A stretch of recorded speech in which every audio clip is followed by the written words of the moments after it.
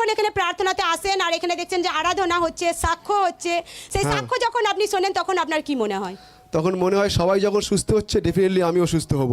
আপনার পুরো বিশ্বাস? একদম বিশ্বাসে মজবুত থাকি আমি, ভাবি এখানেই হলে হবো আর না হলে যা হয় হবে, নয় মরে যাই যাবো, এরকম আর ব্যাপার ছিল আমার। পুরো জীবিত ঈশ্বরের প্রতি বিশ্বাসে ভরসায় আপনি থাকেন একদম, যে আমি এক জায়গা থেকে সুস্থ হতে পারি, ফ্রি হতে পারি। পুরো বিশ্বাসের সহিত আপনি লাগাতার প্রার্থনায় আসতে থাকেন, পুরো প্রার্থনাতে বিশ্বাসের সহিত আপনি জুড়ে থাকেন।